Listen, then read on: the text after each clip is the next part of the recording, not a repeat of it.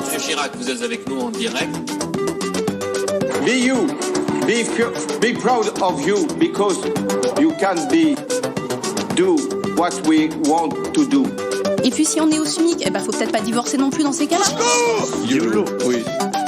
Au revoir. Campus Mag sur Radio MNE.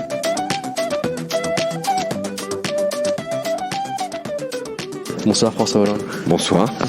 Je vais d'abord faire une question plus qui a parlé à votre âme socialiste. Comme vous le savez, bientôt il y a le congrès du PS qui va se tenir dans quelques mois. Quelle est votre position là-dessus ? Est-ce que vous soutenez une liste, peut-être aussi en opposition à Olivier Faure ? Moi, je suis toujours adhérent du Parti socialiste. Je l'ai dirigé même pendant près de 10 ans.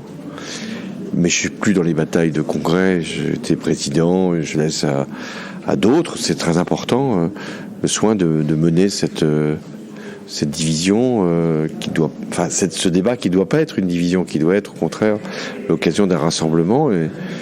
Et je souhaite que effectivement le Parti socialiste retrouve de la vigueur, de l'identité, de la force, et ne puisse pas être simplement aligné sur LFI. Donc vous avez compris dans quel sens j'espère le congrès va se dénouer. Merci. Il y a aussi une génération en fait au PS après vous, la génération de Benoît Hamon, de Nadia Vallaud-Belkacem, qui est un peu une génération qu'on voit moins maintenant, mais aussi par exemple en Belgique, avec il y a Paul Magnette, qui est justement de cette même génération. Pour les européennes, est-ce que vous pensez que ce serait une bonne idée qu'il puisse se présenter, si lui il l'accepte, pour une liste du PS ? Lui, il est socialiste belge, donc il va conduire, j'imagine, la liste pour son propre pays.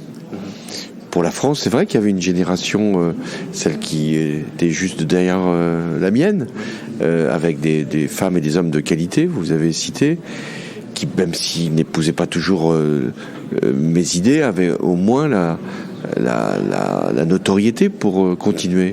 Et j'ai regretté que ces personnalités se retirent de la vie politique, parce qu'on a besoin de cette succession des générations.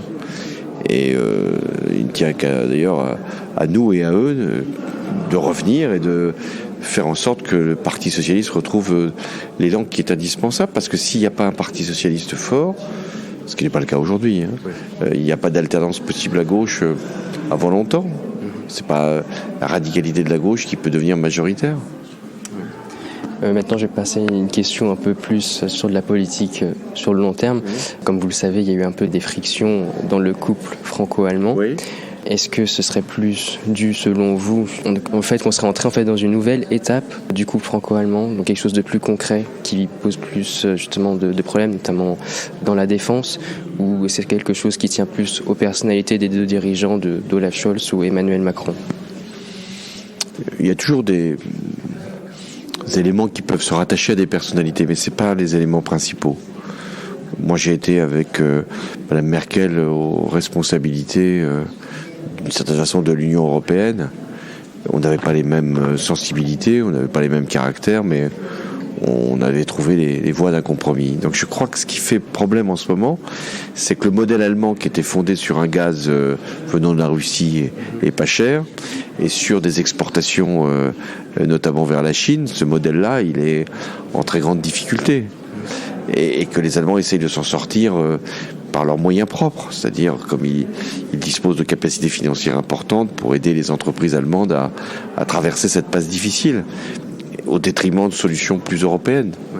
Et que la France, qui aspire à une Europe de la défense, elle souhaite que l'Allemagne s'y rattache, mais l'Allemagne n'a pas forcément envie d'acheter son équipement militaire uniquement auprès de la France. Donc il faut être capable de trouver les voies, là aussi, d'un compromis, de convaincre les Allemands qui ne peuvent pas avoir une réponse simplement égoïste, d'une certaine façon, et convaincre les Français, la France en particulier, que pour l'Europe de la défense, il va falloir que ce ne soit pas simplement après avec des équipements militaires français.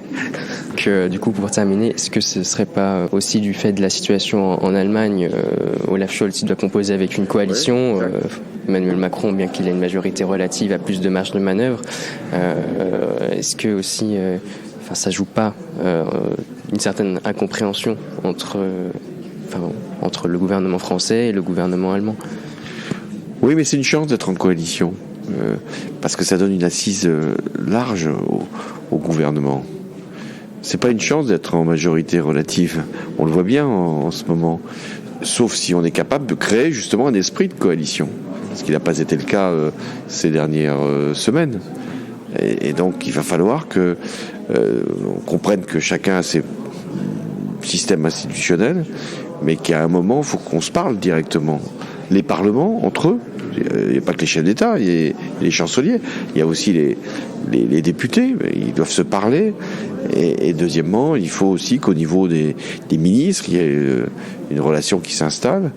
Et enfin, que chacun comprenne les problèmes de l'autre. C'est-à-dire que Olaf Scholz voit bien que Macron ne peut pas décider tout seul aujourd'hui, contrairement à ce qu'on imaginait du président français, et que le président français, lui, doit comprendre que Olaf Scholz, il doit chaque jour composer. Mais c'était déjà vrai de Madame Merkel. Elle était obligée de faire des compromis dans sa propre majorité, quelquefois dans son propre parti. Donc cette culture du compromis, les Allemands, ils l'ont. Les Français, c'est plus difficile. Merci François Hollande. Merci, très bien les questions. Hein. Chapeau. Monsieur Chirac, vous êtes avec nous en direct. Be you.